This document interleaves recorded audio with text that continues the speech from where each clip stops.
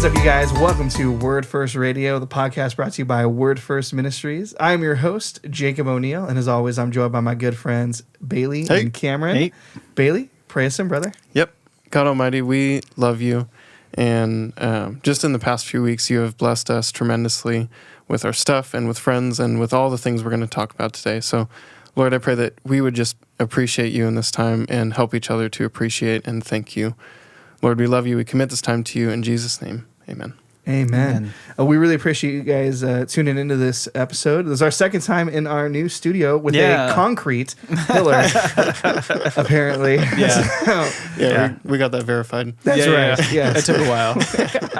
But we've had a pretty eventful week, at least as far as our personal lives have gone. Our stuff is here. Mm-hmm. Yeah, that only took 6 months. Yeah. Why don't we talk about that? Because people are like, isn't your stuff already there? So what did we do? There's like, what we did was wait. But there's like a global shipping problem. Congestion. There's like, I don't want to be too critical. That's right. Disclaimer: we're not here to criticize any shipping companies at all. Yeah. We know many biblically faithful shipping companies that are amazing. Oh, man. Yes, thank you. It was really rough. But if you've heard about that, like you see those like post-apocalyptic pictures of like 1,000 boats docked in the middle of the ocean off of the harbor. Well, that's exactly where all of our stuff was waiting to leave. What was it, like the Suez Canal had like a giant ship that was like blocking. That messed stuff up. There's like a meme that there's a global shortage on shipping containers and truckers, and it's just a nightmare. So what we thought was going to be 5 or 6 weeks, and we're like, man, 5 or 6 weeks, that's what a nightmare. It's taken 6 months. But praise God, like I have yet, I don't mean to like jinx it or whatever, but I have yet to find any significant damage. Like I saw the shipping container when it got here, and our stuff had like contents had definitely shifted during transport. I was like, well, all right, Jesus, I guess whatever we didn't need, you have taken it away. But our stuff is great. Like I'm super stoked. The guitars that I decided to keep and bring with me are all in good shape, and there's some, like, we had one box full of pots and pans, and like Whitney brought one ceramic mug with her, and it was just like placed on top. It wasn't wrapped. It was just placed on top with a bunch of like iron pans, and it's not even chipped. It's fine. So our stuff has finally gotten here. It's taken 6 months. Why did it take 6 months? Well, because everything is wrong in the world with shipping right now. Yeah. But nevertheless, it's gotten here, and it is just a significant blessing. Like for me, it's getting our kitchen put together and getting the girls stuffed animals. It's been wonderful. Well, what was fun was when we were packing that, when we were over in California, the stipulation was you can only throw stuff on the shipping container that you can't live without. Right. So only like the bare minimum essentials you can shove in the shipping container. The rest, put at your mom's house or something. Yeah. But and so we've been living without that kind of stuff. For 6 months. Well, we got a storage unit and said okay, and we taped off. So we got a storage unit. We knew the volume of the shipping container that we were going to be renting, using, whatever. And so we taped off a section and said, okay, everything that's coming with all of us to Norway has to fit in this space. Yeah. And that was work. I mean, Whitney and I had to empty our house. And so you guys know, when you when you move into a place, your stuff just expands to fill up the amount of space that you have. So we have us and now a family of 3, right? We had just had Taya. So it's us and like a family of 3 and in this big house that we had to get rid of, what we thought. So I know, so Jacob, you just said, we only bring the essentials, which is absolutely true. And that was like 6 seconds after I said, and our girls' stuffed animals are here. So how do those things go together? Gosh. Stuffed animals are important. They're important. For young girls. They're important. Our children, I mean, we have ripped our children from everything that's familiar to them. And they had really familiar lives. Like they got to see their grandparents every day and their cousins and all the time, and one of their aunties and uncles, and then their other auntie and uncle. They got to see a lot of family like very often. And we took every piece of familiarity, threw them in a place where none of their friends speak the same language. Right. And they haven't had any of those sort of comforts of home. They didn't have many books to read in English or for us to read to them. They didn't, and none of their sort of creature comforts. So, I mean, we had one of those space bags, where you vacuum out all the air, and all the stuffed animals look preposterous. It was a lot of fun opening those up. So they shrunk in volume before they came. But that stuff is important in order to maintain some semblance of normal for our babies. Yeah, and the girls have been like married to those things. Oh, they're so excited. The Christmas gifts they all loved, but I feel like the past 2 weeks they've totally ditched all the Christmas gifts. Oh. And now they're constantly attached Every to box we open, it's Christmas all over again. And then for Taya, who's like stuff she had completely forgotten about, she's like, "What? We have this?" Yeah. It's Chris. It's been awesome. It happened to us. There were several boxes we opened where I was like, we packed that? Like I forgot legit what our bowls and silverware back in the United States looked like. Yeah. So and I was like, I can't believe our bowls were like that big. Like, it's crazy. I'm so used to tiny the tiny cheap ones that we got at the Kroner store. For me, it was all the stuff that we knew our stuff was going to be here eventually. But it's like, what are the things that we need to buy so that we can live reasonably normal lives, but not duplicate any of the stuff that's on the boat right now? Like we know it's coming. Right. So buying tongs and knives and baking sheets and like all this. For me, it was a lot of the stuff in the kitchen because that's where I like to spend some time. The manna from heaven. It's amazing. But it's like, how much? Okay, I need a cutting board, but what do I buy? Because my cutting board's on the way. I need to buy a couple of knives so that we can like eat, but my stuff is on the way. So learning how to buy the right stuff was a little bit of a challenge, but now that like my stuff is here, it's not just the comfort of like, oh, my stuff, but it's the things that have that bring some sense of familiarity. And there's some things that are surprisingly difficult to get in Norway, like a big pancake-sized spatula. Good luck. Tongs. You can find tongs. You know what I mean? Just the regular, flip bacon tongs. You can get barbecue tongs, and you can get these little pincers, like these little. I don't know how to explain. You can get them from IKEA. These little pincers. But finding a regular pair of tongs, they're like $60 for a set of tongs. So, anyways, worth it. I've been it's a tongue tax, man. It's a tongue tax. I've been complaining about not having tongs for 6 months. Right. But now they're here, so life is good. Our nice tongs came. We had wooden ones that, of course, were broken, and so our tongs came, and so it's been nice living life. I remember, like in one of our first episodes, I made a joke, a true story, but a joke about how we only had one spoon and it broke. Yeah. And like, okay, I guess we're scooping pasta with our hands tonight. Yeah. So it's nice to have, some uncountable number of broken spoons later. We have now our awesome spoons. Yeah, they can start breaking your spoons from the United States. That's right. Yeah. It really is like you keep saying it feels like another Christmas or late Christmas or whatever. So for us, it's totally felt like that. We definitely packed way too much. Like there are still 4 boxes that the contents inside of them are all clothes. Yeah. And there's no way that they're fitting anywhere in our. So that's a fun thing. Yeah. But it's like a total opposite problem of what we had before, which was, not having all the usual stuff like our tongs and everything. But I think of just like, because I kind of have forgotten about the shipping container stuff. Like we got what we needed here, and we've been living comfortably and well for the past few months. So like when the shipping container was here, I was just like, cool. Like I'll take the stuff, but I don't like really, really need it. But going through the boxes has been cool. Like, Israel went across the ocean and they got to bring their sandals and some jewelry. Yeah. But I feel like God sent us across the entire world, and He also sent our homes with us. So it's just been like for Grace, for her, it's been a huge comfort.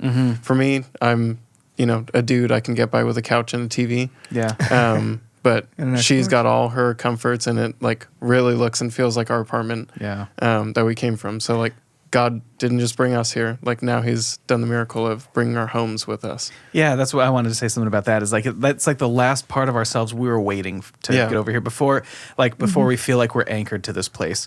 So we know our families aren't coming with us, which breaks our heart. But we know that God has called us here and divided us from our families, which is in one sense heartbreaking. But the gospel is worth whatever Jesus calls us to do. But then it feels like our whole life hasn't come. And it's like, okay, now it feels, to me anyways, and I think for you guys too, is like, okay, we're here. I'm not waiting on anything else. Yeah. There's nothing left for me to do. That all of the parts of me are here now.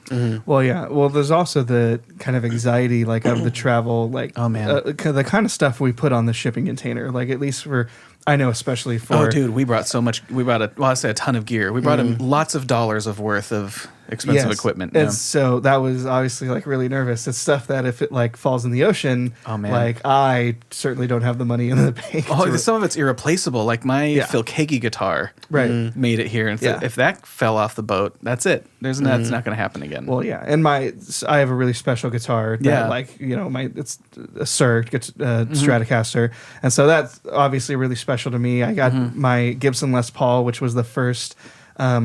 My first like expensive guitar I ever got. It was the I used to have 6 guitars when I was 16, and they all got stolen by some punks. Yeah. And we used the insurance money to really just buy a really nice guitar for me, and like that was the one I chose.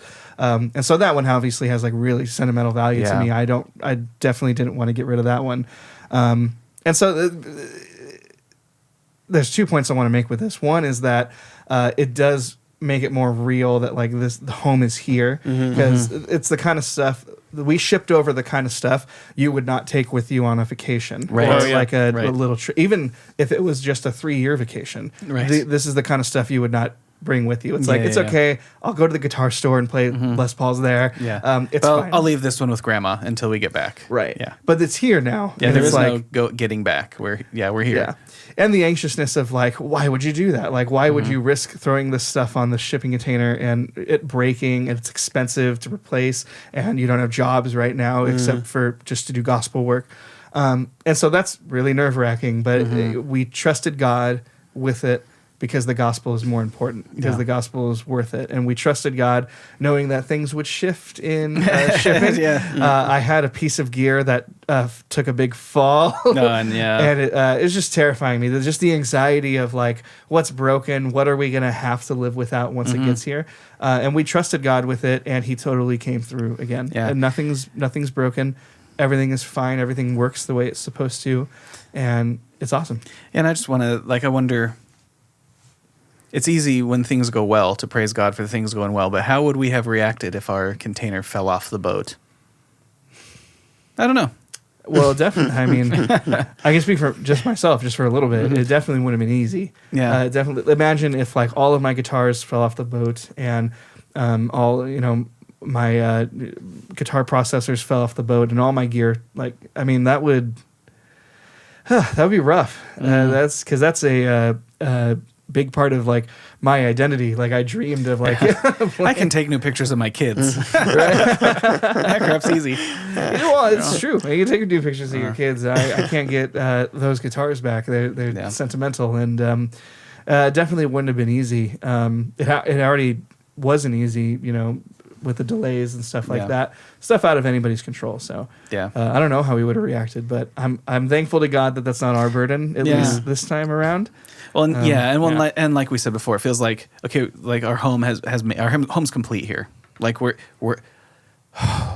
here. Yeah. We're here, and I think you put it just about perfectly, Jacob. Is like the stuff that you don't bring on any duration of vacation. Right. Like our homes are here, and we're not waiting for our stuff. So yes, we know God owns all of the stuff, and stuff isn't that important. But the comforts of home and the things that give you the sense that, okay, God has finished bringing all the stuff we need to the place where we're at, and at the same time, He's doing tons of other stuff to stitch us into the fabric of Oslo. That's really exciting.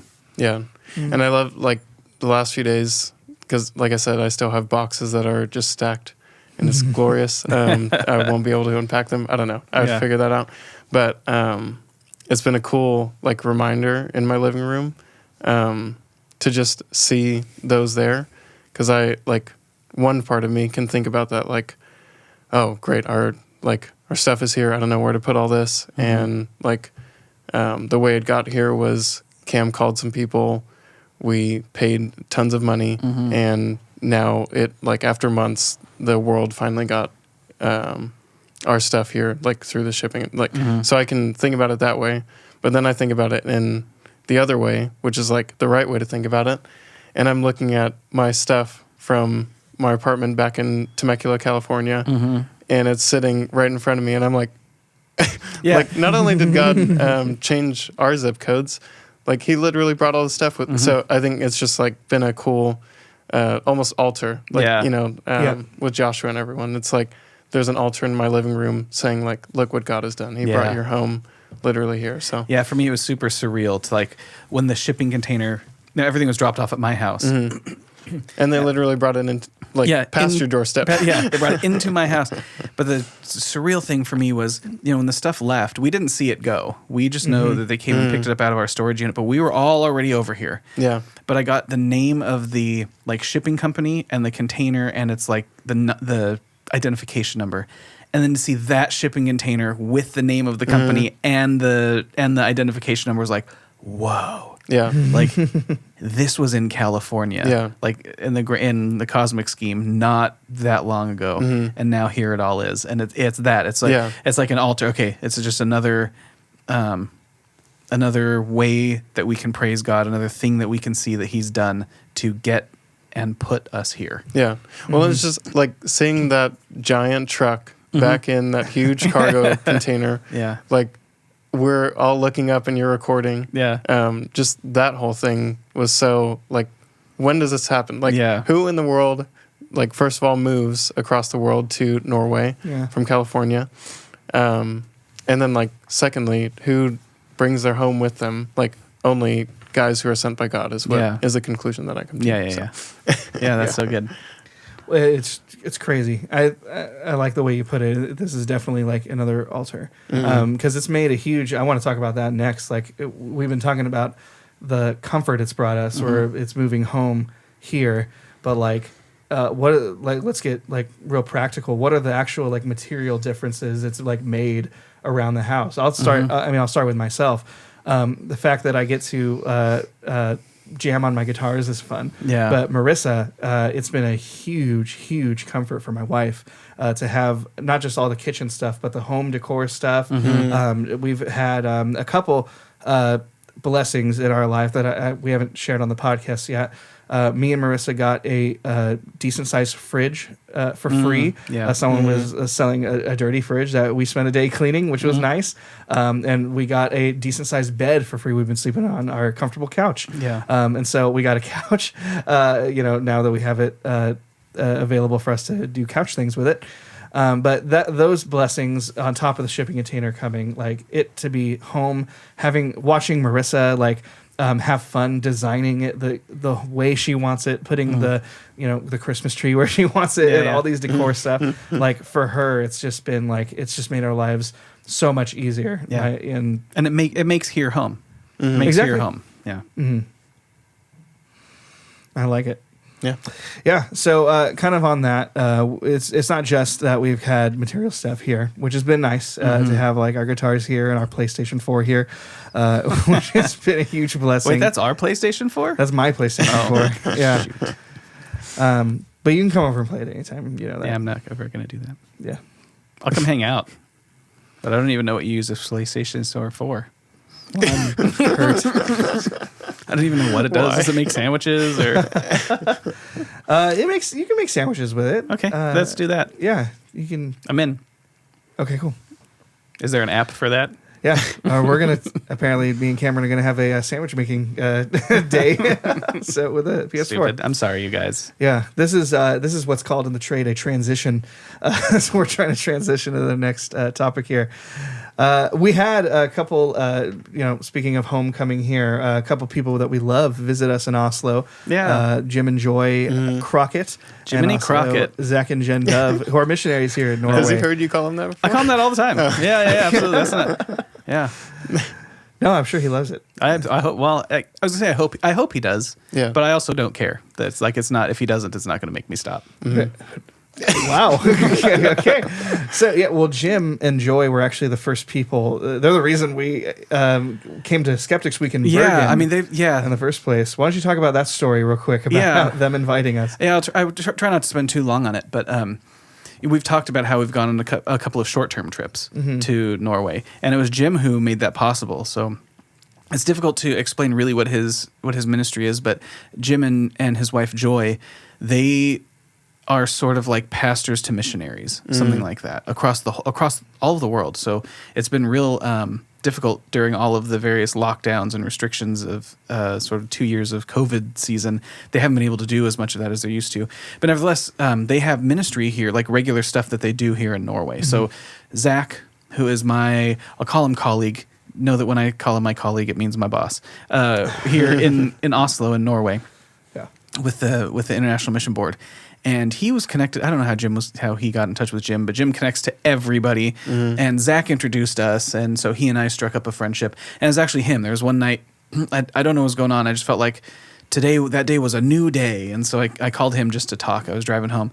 And he asked me how I was doing. I said, I don't know how to explain it, Jim, but it feels like today is a new day. And he said, well, speaking of new days, do you think you could round up a few young adults who might want to come to Norway for a week or a couple of weeks for a short-term mission trip? And I was like, I'll see you when? And he's like, I think that was October. He said February. I said, all right, we'll see you then. And that's when I started calling you guys to see if you wanted to come on a short-term trip. So that was our first trip to Norway together.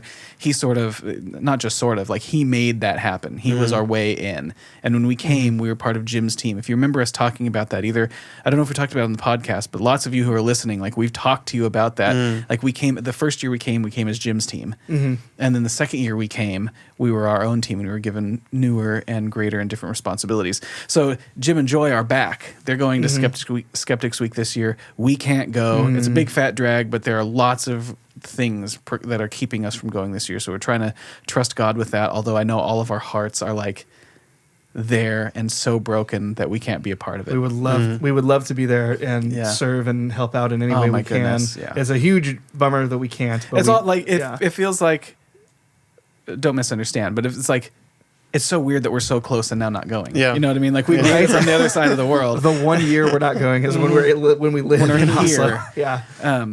But yeah, so they came to visit, which was just great. They were here visiting everybody because that's what they do. And they came and spent kind of a day with you guys, which was really good. And then we all sort of convened in the evening and had a meal at my house. And Zach and his wife Jen were with us, and Jim and Joy were with us, and my whole family and all of you guys. And that was just really wonderful, really encouraging time. And I just don't have enough good things to say about it. Well, they're awesome. I mean, there's definitely a couple takeaways that I got from hanging out with all those people, Jim, Joy, Zach, and Jen. But one of the biggest ones is, they, like you said, have been working, with Norway, especially Jim and Joy, coming back and forth from the U.S. and Norway a couple times, working with Laga, doing evangelism, doing missions out here. Yeah, they've been doing ministry here for almost 15 years. Yeah, crazy. And so that's like 15 years of experience that we get to reap some benefit from. We get to learn from their advice and their wisdom. They get to speak into that. And what was fun was we kind of, at least us and our households, kind of knew them through you. Right. And that was nice, wonderful. Yeah. But what's been cool is we are kind of now starting to develop our own relationships with them. And, just kind of like, it's kind of like when we talk about how like people can't like write off like our faith between them and Jesus. Yeah. So now instead of I know Jim from Cam, I know Jim now and Joy like because they're my friends, and we've been learning from them and what they have to teach us about Norwegian culture and just all the things we get to learn from them. There's probably no end. There's at least 15 years worth of minus 6 months worth of experience ahead of us that we can enjoy their wisdom from. Yeah, of course. Yeah. And I think because they visited in, was it December or November? Yeah, but they were only here for like a day. They just wanted to make sure their COVID passports worked. Yeah. So when they visited then, that was basically just catching up with old friends. Like we hadn't seen them in a year because of the Skeptics Week was canceled before or online before. So that trip was like just visiting and like us telling the excited details about, we live here, this is what it's like, and us having that conversation. But this trip, we really got to be in that, like their pastors, like their spiritual supports to missionaries. Yeah. Like we got to get into that place with them, and they took us out. They treated us at a very nice lunch, and then a very nice dessert after dinner at your place. Yeah, I heard you guys all went to dessert without us. Yeah, that happened. That's so, okay. Boom. But you guys have kids. Yeah, we don't. Yeah. We understand. They turn off dessert when you have kids. We'll take you to dessert some other time. That was really generous of them. Yeah, but that was, so it was really awesome. Like just to be treated. Like I was telling them, like thanks for taking us out for date night because like I can't take Grace and I out for date night very much. So like, and then they were like, we'll leave you guys alone over there. So, so the treat and like the gift was really nice. Yeah. But also they just asked us like genuine catching up questions about like our own spiritual walks and our relationships as a team. Like we talk about how relationships or relational tension is the first thing that sends missionaries home. Mm-hmm. So they asked us some questions about that. And it was just, I don't know, like I wasn't expecting it to be a, pastoral kind of meeting at all, but it totally ended up being like that. At least for me, when we were talking with them, I was just able to like breathe and talk to someone who's not in the, like in the mud and in that hardship over here. But someone who's like, hey, let's lift you out of that for a second and like, let's just talk and enjoy life. And also, I really can't like describe it, but for me, that lunch with them did some like really good work for my spirit. Like just talking to another Christian, because we have some Christians that we know here, but especially a Christian who knows our context, knows we, visited Norway, and has watched the whole thing time. develop. Yeah, I've been here since the beginning.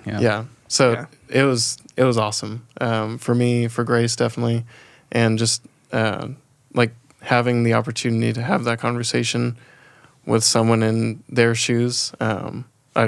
I told them like, please come back every 6 months or something and take us out for dinner. Yeah, they'll be here. Yeah. Well, we can expect a lot more. And it's not just for the dinner. Yeah. No, of course not. We love you. Yeah, Jim and Joy. But it's like, well, to me, it's like they are a little bit of it like an outside perspective kind of in that to step us out of that world because home is not here for them. Home for them is in Tennessee, right? Yeah. And so they get to. It was kind of like a break in like a sense where it's like we're not so hyper zoomed in, hyper focused on like what we're doing, right? And like with Christians who are here and missionaries who are here. We'll talk about Zach and Jen too, but they live here. They're missionaries here with us. And so it was nice to kind of step out of that world for a second and have two people who are like, hey, we get it. We're Americans too. We understand all these challenges and stuff like that, and we realize you guys are doing a huge thing, taking yourselves out of the home you've been in for over 20 years and now putting yourselves in a different context is crazy. And they like I said, there's almost no end to the amount of wisdom that we can learn from Jim and Joy. Yeah, it was really wonderful. Yeah. And so kind of just talking about Zach and Jen too, they have been awesome. Yeah. I don't even remember how we got into connection with them. Gosh, I want to tell that story too? Just real quick. So I'm not really a connector. Like that's not me. I usually keep my. There are a lot of people I love, sincerely love people, and so I have a lot of friends on social media whom I love, and I really sincerely do. But as far as like the people who are actually around me, I usually keep pretty tight. So don't like until you found out about Norway. Until I found out about Norway, and then it was just like throwing seed in the wind. Yeah, I told Zach. I remember this was just a tiny joke at your expense, but I was like, I remember. Hang on, let me make sure I'm. Okay, let's go. It was like I remember the time every time he met a new Norwegian or someone from Norway, and he's like, I would get a text immediately like, Jacob, I know from Norway. Yeah. So like. Yeah, like 50 of those texts, like every time you'd meet a Norwegian. Darn tootin'. That's awesome. No, Norwegians are great. So, yeah. So you met Zach somehow. Yeah, so actually it was in... I won't tell the whole story, but basically I'd heard from there are other American Christians in Norway who are like, wait a minute, there's a legend. I was like, there's a legend that there's a Southern Baptist missionary in Norway. Have you heard of, like, no one has seen him. There's one. But we've heard tales told. This is great. So I Googled something like IMB missionary in Norway, and I found an article that the IMB had written about Zach and his family when they came, because I wanted to settle in Oslo to begin with, but God had a different plan for them and moved them to a town a couple of hours away. And now they're in Oslo. Like it's crazy how God worked that out. But anyways, I just found, like, I think I looked him up on Facebook or something and just found him, and we started talking. And he actually came. Was the first time we were in Bergen, or the second time we were in Bergen? We met him the first time we were in Bergen. Yeah, at Kebab. He came. Oh man, and he came and spent a day with us, which was really nice, and got to talk to me and hear a little bit about. Sort of what I was thinking and feeling about Norway, but he and I just stayed in contact, and for the last several years, I think 3 years or so, maybe longer now, we talk pretty regularly, and it was him who actually called and said, "Look, there may be a path for you to get to Norway with the IMB," which we had never expected. I mean, in the years previous when we'd been talking, he's like, "Listen, I'm always praying for you, and if God brings you to Norway, that's awesome. I can't wait to partner and team up, but don't expect that there's a way for you to get here with the IMB. They're not sending anyone else." And then God did some let's say magic, but that's just to totally spit on the miracles that God has accomplished to get us here. But God did what God does, and that was the final spark that we needed. I guess it's been a year and a half or so.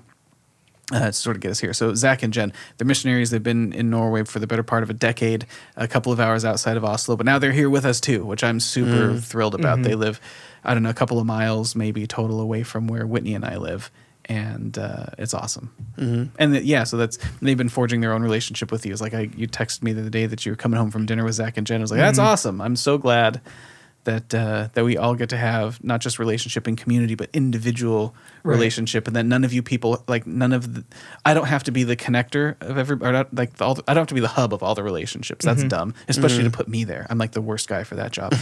But the idea that all of you can know and bless and love and be close with one another is just like, that thrills my soul. I love that.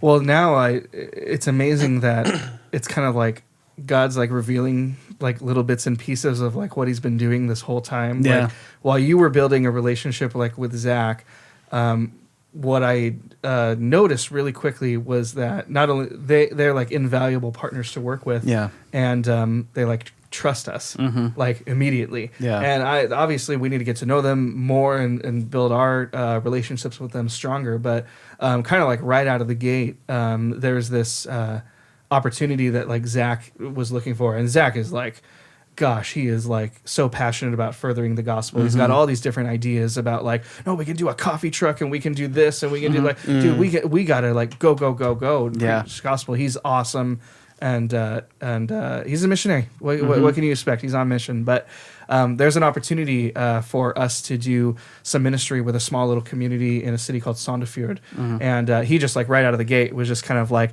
hey, would you guys be willing to do worship and teaching and stuff like that? And it's awesome that we have those kinds of opportunities, not just from Americans we know, but from like Norwegians we know who have like it kind of accepted us like right out of the gate, and they trust us. We haven't given them a reason not to, right? Yeah, but we also haven't given them much of a reason to trust us. That's one of the things. In fact, there have been a couple of times, I've talked to you guys about this probably, but a couple of times we've been asked to do things and I've kind of put the brakes on a little bit and said, that's amazing and we would love to, but we sort of need to earn our stripes a little bit. Like before we do that, I want you to know that you can trust us. Because I think the response we get here is just sort of excitement that there's help. It's like, oh my gosh, reinforcements. Okay, it's like this stuff's heavy. Like here's some stuff that you can do, and they've just been willing to throw responsibility upon us that has been just amazing. Like it's so, when people say humbling, like it's just so humbling. We've done nothing to earn the credibility that they've given us, but they're just so willing to involve us in gospel work here, and that's exciting. Again, we've been talking about how God is kind of stitching us into the fabric of Oslo. These are more of these opportunities. It's like he is grafting us into this church, into the community of believers in Oslo, which is really it's so wonderfully different than what we're used to. The community that we're now a part of from a distance, like our Orchard community and our Christian community in California, is amazing and wonderful, and just the most like, you guys are the best people we know. You're amazing. Being also like united to this community though is just so, it's so wonderful. Like I don't know how to describe it without sounding like I'm taking a dig at the rest of the Christians we know, but it's like the Christians here, they mean it. and there's no time to waste, and it's like, we'll get to work with you guys later. They're like, what? There's stuff to do. Let's go. Mm-hmm. Yeah. Well, I think it's the pressure. Like, I think everyone knows that we've talked to or worked with or done anything with that the workers are few. Yeah. So just like you said, like whenever there's a ministry opportunity, they're like eager to welcome help, which is definitely like, I don't know. It's weird for me because I have that same thing you do where I feel like we need to earn trust. Like I just met you. You've never seen me like sing a song, or you've never seen us do church or any spiritual stuff, but they like are eager to partner with us. So I don't know. I love, and I've noticed that phenomenon. And I think it's just like seeing the cooperation of churches across the city. Yeah. Like it really is alive and active, the church as a whole, like across Oslo. They're not like working out they're not working in their own places. Like we have gotten to know them pretty quickly, but they all like know each other. Yeah. Like we walked by a church and there was some event going on inside. You saw some music happening and you just asked someone like, hey, what's going on here? And they said it was some young adult sports Christian event, something like that. Yep. And you went to add him on Facebook and you had like 3 friends in common or something. And that's like every single Christian that we meet. There's always you only have to toss out like 3 or 4 names. Like, do you know da da da da da da? Like, even if they're in like if they're not in Oslo, if they live in Bergen or you know somewhere else and we've met them, there are tons of Christians everywhere that just it seems like so weird. They all know each other. Well, Benta that we had on, everyone Benta knows everyone. who Benta is. Well, there was one day, like when we first got here, Benta gave me a chance to take a look at the school, the university we're going to be attending. And the second we walked in the door, like all the staff was like, "Oh my gosh, Benta's here!" Oh like, they all. So everybody. Yeah, everybody knows everybody. Which is, well, they kind of have to, and that's one of the things I appreciate too. Is there can be from the churches that we come from, there can be a bit of a competitive spirit. We've talked before about how a lot of growth that the churches see is transfer growth, so the people will leave or wash out of one church or become dissatisfied with something there, and they'll end up at another one, or people move to town and churches grow or whatever. But there's a little bit of a sense of, we all work together, but I mean, it's undeniable that there's kind of a sense of competition. And I'm just not seeing nearly as much of that here. We had a meeting with some of the leaders in the Baptist Union the other day, and we did it in the Missionskirke office. And Missionskirken and the Baptist Union here, they literally share. They share like an office space, and they eat lunch together in the conference room. And let's be clear, those are 2 different denominations. So that's not just crossing lines of like congregations. That's denominational lines. And then I met with we've mentioned to some of you guys who are listening. We've mentioned our friend Jarleif, who leads M4 in Norway and church planning for the Norwegian Baptist, the Norwegian Lutheran Mission. Sorry. But I had an opportunity to spend time with him, and he and Benta are on a board together for an organization that is they're Christians who are serving. The thing is called Move the City. But I won't try and say it in Norwegian, but they're on a board together. And so I asked him. He's a Lutheran. My family's been Lutheran for centuries.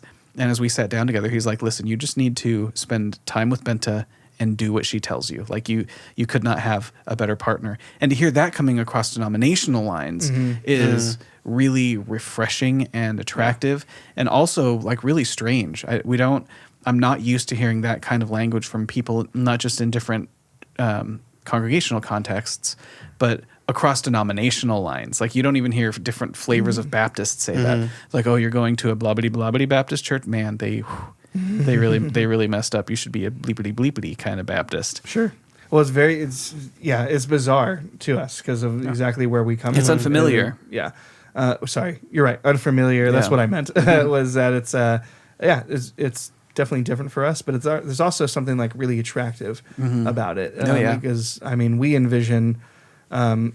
Like there are things that, believe it or not, a lot of people already know this, but there are things that like even like we differ on theologically. I mean that's a synonym for there are things that Jacob is still wrong about. Right. And so, but ultimately, I mean, those things at the end of the day, at least to us, like don't matter. It's not like we're we're not like that it doesn't keep us up at night like Right. thinking about like, ooh, I'll show Cam this Bible verse and this will be the thing that changes his mind. Right? It would, but we're not like It hasn't yet, so. yeah. But we're not like, we're not focused on the debate. We're not focused on like changing each other's minds, because I think for us and like our team, the gospel is at the bottom and is so central that those periphery issues, those kind of side issues, kind of don't matter really. Yeah. There are hills to die on. And I think that us as a team and the morale and the Christians here are willing to die on those hills. But there are also hills in certain issues that you shouldn't want to fight to the death over. I mean, so I told you a minute ago about the conversation that I got to have with Yarlife, which I need to call him up and hang out with him. He's awesome. But again, he's Lutheran. We are Baptist. Or I'll say I am, but we all are. We're members of a Baptist church, a Southern Baptist church. And I'm a Baptist missionary. We're Baptist. But Lutherans and Baptists disagree on a handful of things. And we've attended a couple of Lutheran services here that have been just powerfully wonderful. They've been wonderful. Just amazingly wonderful. And there's so much, like there's something about being connected to my roots. The men in my family have been Lutheran pastors for centuries. And that's part of the DNA of Norway, and there's something like just really, really lovely about sort of being attached to the ancientness of that tradition. But there are theological things that would keep me out of a Lutheran congregation that I just can't affirm.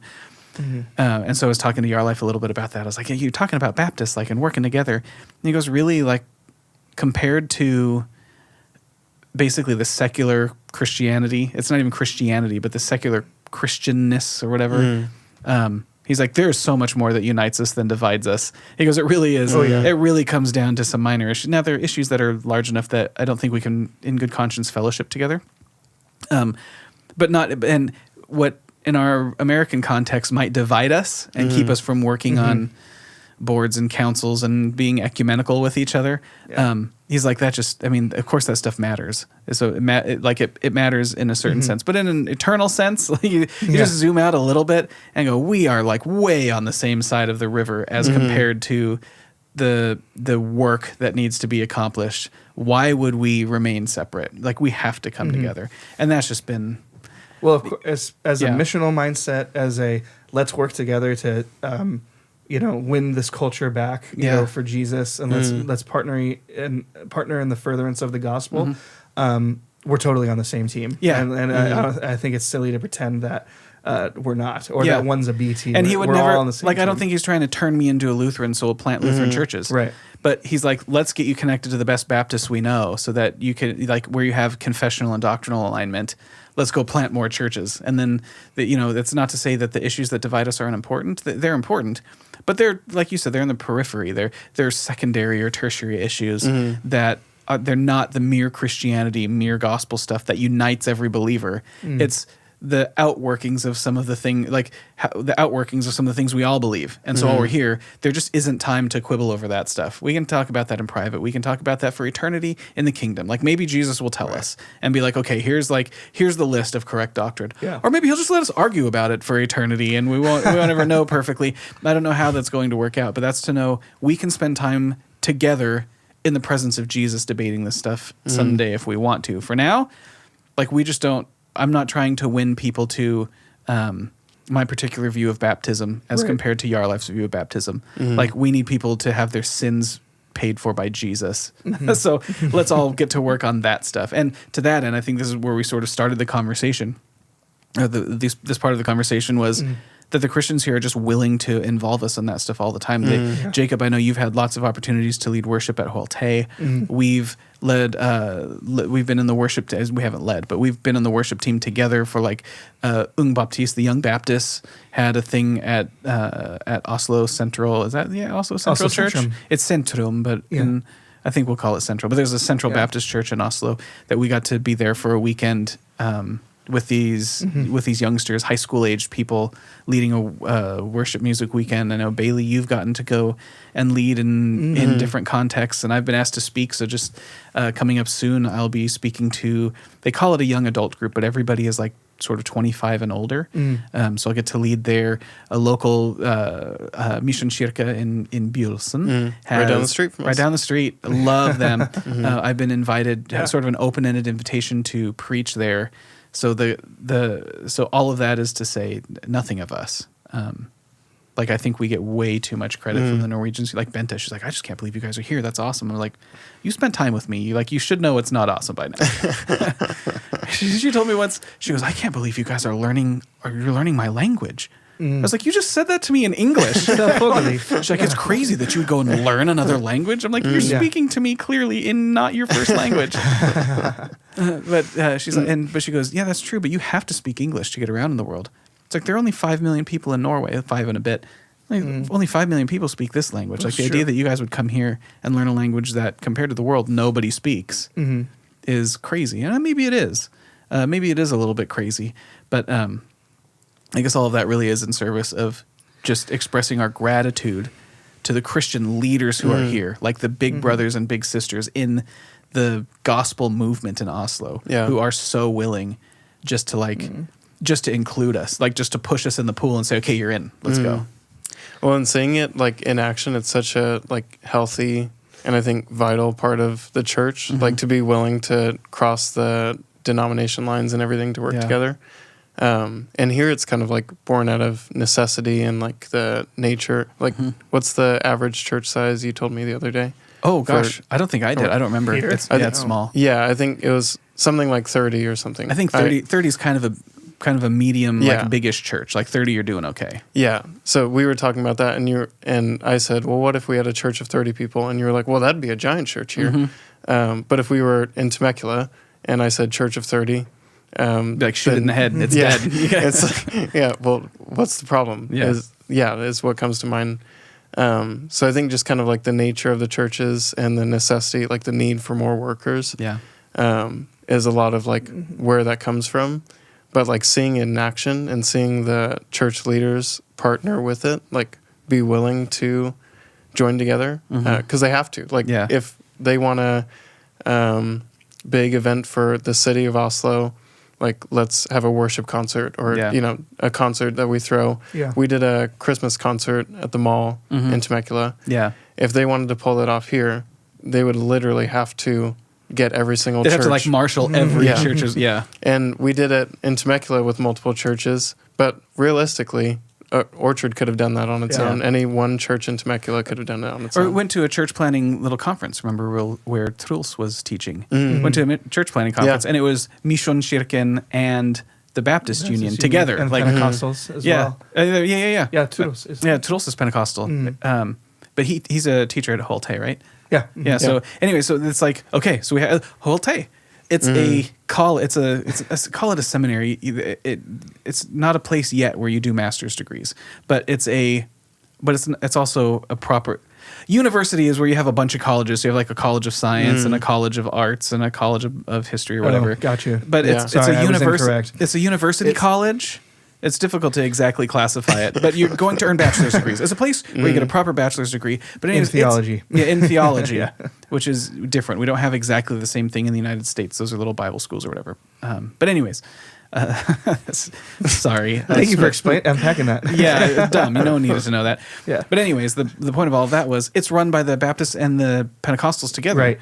Which I was going to say is crazy. Let's say that's unusual. Like we don't see that happening, and it's the case that they get together and they work hard together and they're able to not set aside their differences. I think that would be a mistake. I think that they acknowledge their differences, but they put them in their proper place. Yeah. That there's charity in the issues that divide us, and the things that are central were united and working together. Yeah, and like a further outworking of that, which is like the really nice phenomenon we're talking about, is the 10 Americans show up and we can do stuff, and they want us to do as much stuff as possible. They're excited to involve us in ministry there, and they're not like, they don't want to go through a check, like a background check or anything. Like there's none of that at all. Well, that's when they just involve us in Jacob ministry. and I got to be in the worship team for that worship weekend, and that came from, I got a call from the worship leader. I hope we have him on soon. And I was like, what? He called and asked if I would play guitar. I was like, why do you think I play guitar? And he's like, well, someone said call one of the Americans. They all play guitar. He called me again. And he called me again. He's like, hey, my buddy's doing a worship night. I was actually today I was on the phone with him. Yeah. And he's like, so I mean, I know you play bass, and I'm like, I am not a bass player, but I mean, I can play bass. Yeah. It was just, it was bizarre. It was like surprising to me that like I was his first call, and it was like, don't you know like other bass players like and stuff? And he's like, no, I mean, we worked together before, and we trust you. And I'm the reason like we even brought this up in the first place really is because we are just so thankful that I mean the Norwegians here have been receiving of us, and they're giving us, and not just receiving of us like for a vetting process like you just said, but to actually do ministry where it's like someone who's not even a bass player, but I trust him, and that's why he's my call. It's been so. It's been a huge blessing. And so like, and you were trying to be sensitive to this earlier when you were saying, I don't want to try and like make it sound anything like a dig to the family that sent us. And that's true. We love the family that sent us, and they're as authentic as Christianity as it, as it can get. I feel like it should be encouraging to you guys back in California that the Christian community that received us here is such a blessing to us and receiving to us. Oh, and we hope we live up to they gave us a huge advance on trust. You know what I mean? Like exactly. Like they lent us a whole bunch of credibility that we didn't deserve. So it's humbling to us. I hope that we can live up to the credibility that they've given us, and with the help of the Holy Spirit, I have every confidence that we will be able to do that. But just the fact that they're willing to. It's like, all right, we've got Christians who are here. Now we know guys who play guitar. So when we need guitarists, we know who to call. And like beyond that too, because like we've talked about the musical stuff, because I think we all have that. It's an easy one. Yeah. It's easy, but they've invited us to their leadership conferences, the Baptist conference that we went to, and to their to walk around the city praying with them, and to evangelize. We already have an end to evangelize on the streets of Oslo. Right. Exactly. So just like all of these different opportunities in ministry. Yeah. And so to the Norwegians who are watching this, who are here, we love you, and we're so thankful for you. And we look forward to, like I said, living up to that advance of trust and partnering with you guys. We have so much to learn from you guys. And so the fact that we're already this far into the game with you guys is a huge blessing and comfort to us. So we love you guys. To everybody else who's watching, we appreciate you tuning in to watch us ramble on about our lives for about an hour. So we love you. Please keep praying for us. Please keep giving us support. And because we can't do it without you guys. We can't do it without your prayers and your love. So we love you guys in California, and we love you guys in Norway. And please tune in to next week for our next episode. God bless. Thank you for watching this episode of Word First Radio. If you like the podcast, please like, share, and subscribe.